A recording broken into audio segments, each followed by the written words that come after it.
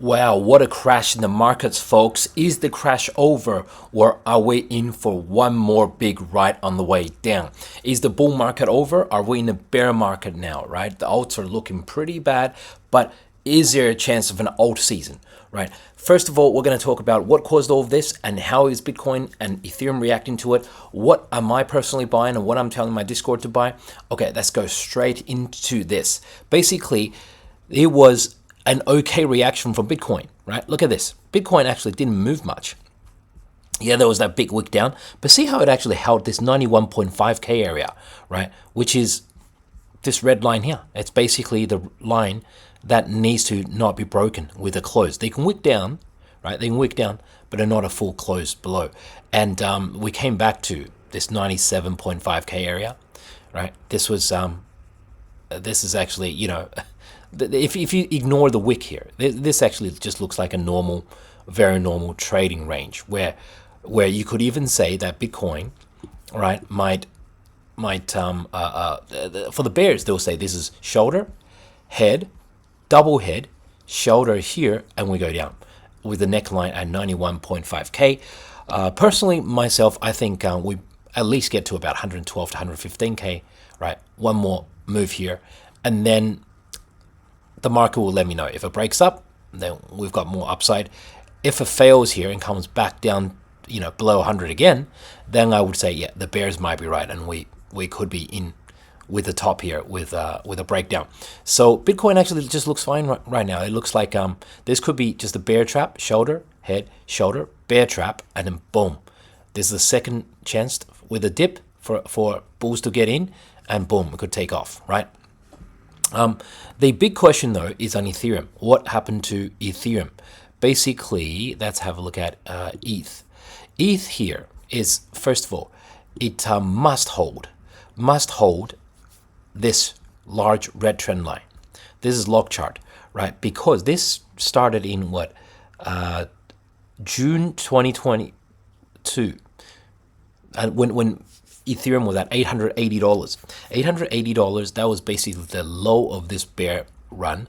And then since then has tapped it quite a few times and given us support for this bull market. So it has pierced this support a few times, and that was really scary. This was back in August the 5th, when the Japanese yen crashed in last year.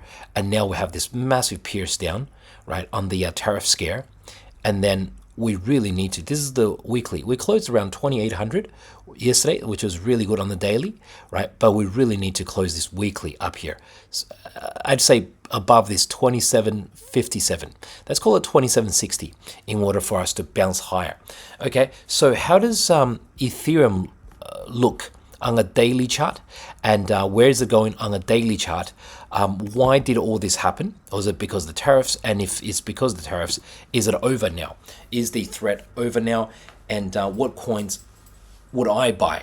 And have I been buying? What I've been telling my Discord to get into in this situation. Okay, but before we get into all that, let's ask the question of which crypto exchange does Pablo use? Well, Pablo uses the non-KYC crypto exchange. That means you don't have to show your ID. That means they can't tell if you're American, so all Americans can use it. That means the FBI, the CIA, the IRS, the tax office, nobody can see it's you. It's totally, private. That's why Pablo uses this. So basically, it's this exchange called Bitunix, which is the world's largest non-KYC exchange, up to 1,500 USDTs just for signing up and doing a little bit of trading. If you're on Instagram, if you're on YouTube right now, the link is in the description right below you. If not, on any other platform, then please go to my homepage, right? And we just click on this stand link right here. And the first thing that pops up is basically this Bitunix deal, and we click on it, and that's it. So, okay, that's but only on the link that Pablo is providing you, only on the link, because this is Pablo's deal. Let's get back to the markets. Here we are. I just want to show you guys the funding rates. Right now, it's all green. These futures funding rates is all green. That means basically there are a lot more people shorting, and they're not quite as aggressive right now because a lot of the shorts got taken out with that big bounce. But a lot of people were shorting, and until this page turns green, I don't think the rally finishes. So that means let's have a look at the ETH chart, for example. So yeah, I understand it's pulling back now, and people who are shorting are in profit if they were shorting right at this 200 mid 2800 area, right? I'm thinking we get into some sort of bull flag pattern like this, and then up we go. So between this 2900 area to say probably let's say 2600, between 2900 to 2600, I think we chop around something like this and then go up, because everybody's short right now. Look at this, everybody's short, not hugely short, but still everybody's short. And if the market was to crash again right now, if the market was to crash again to say 2200 or 2100, if we get into another major crash like this, then then the exchanges lose big time. And we just found out exchanges don't lose, they always make money. This was basically a massive crash to take out the leverage in the system, to take out the leverage longs, right? The exchanges, the big exchanges like Binance, OKX, Bybit, they made a lot yesterday because they crashed all the longs out, right? Took out lots of the high leverage longs, and it doesn't matter if you're using even 3x leverage, 4x leverage, the people still got taken out. This was not warranted at all. It was basically just a flash out by the exchanges. And the reason why we know it wasn't warranted at all is because when we look at the US Nasdaq futures, it was open yesterday and was only down at 3% and then started climbing up. So that wasn't a huge crash, right? And also we saw the people thought Trump brought out tariffs. That means inflation is going to be bad.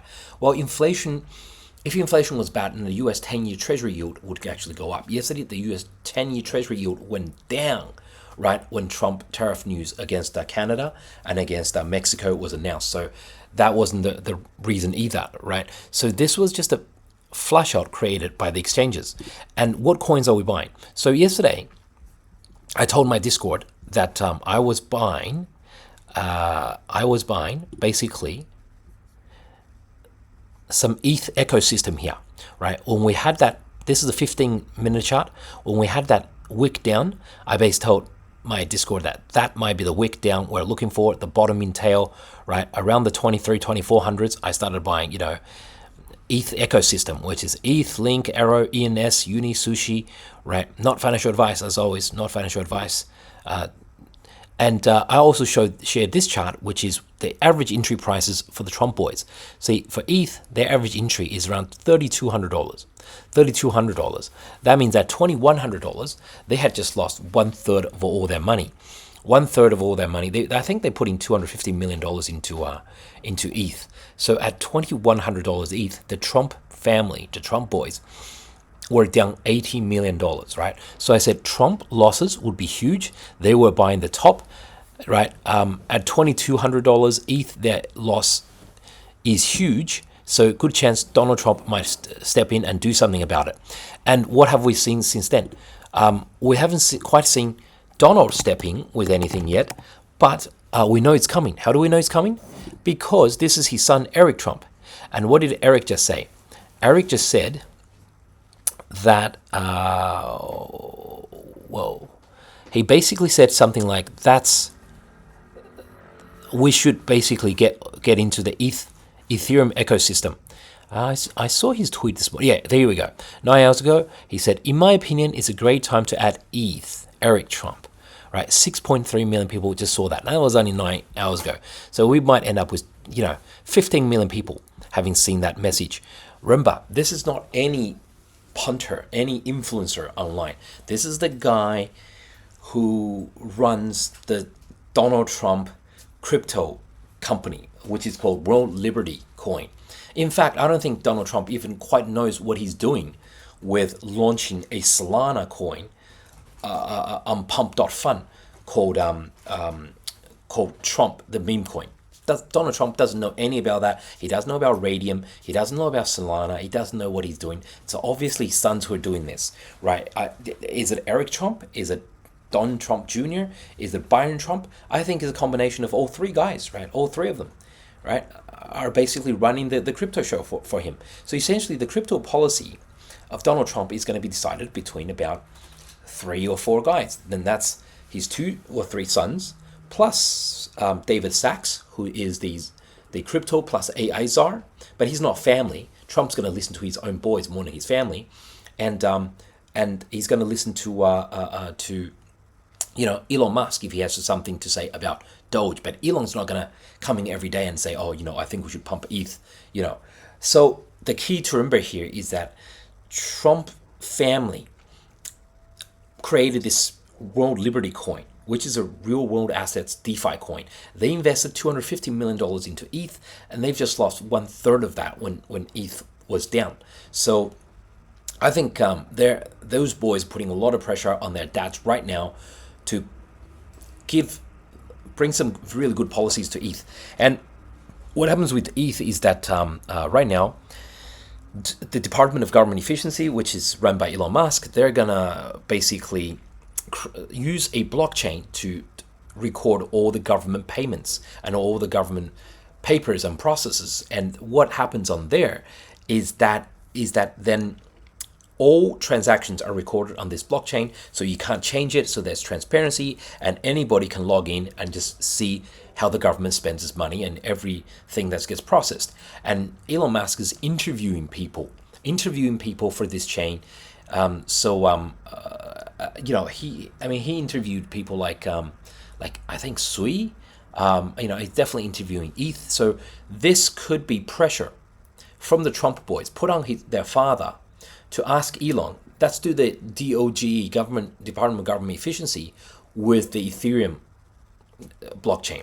With Ethereum blockchain and with one of the layer 2s, maybe like base chain, or maybe with I'm thinking like Chainlink as the oracle, maybe base chain as the layer 2 and Ethereum underneath. This is all Ethereum ecosystem to help bring ETH and the entire ecosystem up. They can't make it any more obvious now. They're just literally telling you, look at this. My dad is the president, and he's literally gonna pump the ETH ecosystem. So you guys, I'm suggesting that you guys should get into ETH, right? So if people talk about crypto whales, you don't get any bigger crypto whales than Donald Trump. Okay, so let's have a look at Chainlink, for example. Then, pretty much all the coins had a massive bounce. And here is, let's have a look at Chainlink. For example, Link.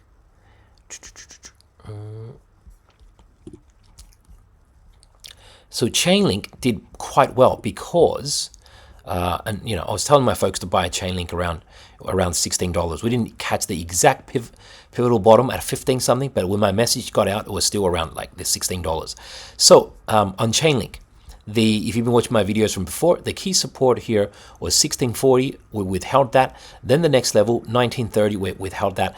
And it's really good that it actually closed the daily above this neckline, right? This neckline, which you could argue we have a shoulder, head, shoulder pattern here. But we closed above this 2054 area. In fact, we went to $21.62. Right now, pulling back again. If we can hold this $19.30, we could still go for a bounce above, and then maybe something like this. More likely, I'm thinking a bull flag around here, because that's what the ETH is doing, and then up we go. So the thing with Trump is that it shows you the risks of the markets. It's just that he was bluffing, obviously, with Mexico and Canada. He held the U.S. stock market and the crypto markets to ransom. He's willing to, in order to bluff Canada and Mexico, he's willing to basically crash the markets, right? Put the markets in jeopardy for 24 hours, right? Make everyone sweat, and then create so much tension for Canada and Mexico to make them realize he's not bluffing, he's serious.